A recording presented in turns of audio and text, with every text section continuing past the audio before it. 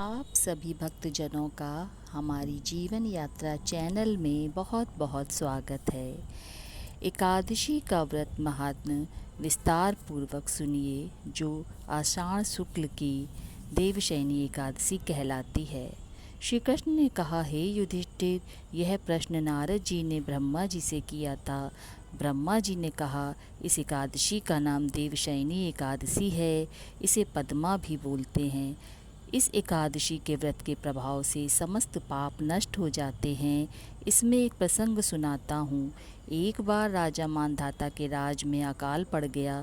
प्रजान्न की कमी के कारण भारी दुखी होने लगी।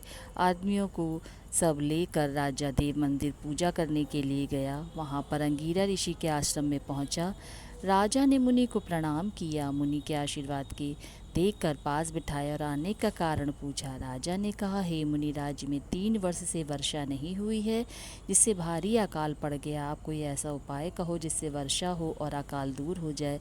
ऋषि ने कहा, हे राजन, आपके राज्य में एक शूद्र तपस्या कर रहा है, उसी के परिणाम स्वरूप यह सब हो रहा है।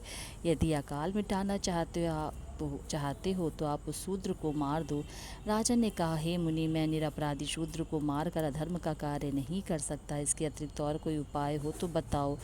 आषाढ़ माह की शुक्ल देवशयनी एकादशी का व्रत करो, वर्षा होकर अकाल दूर हो जाएगा। राजा मुनि की बात सुनकर घर आया और विधिवत व्रत किया, जिसके प्रभाव से वर्षा हो गई और अकाल दूर हो गया। इसका व्रत सबको करना चाहिए। यह जन कल्याण के लिए लाभप्रद है।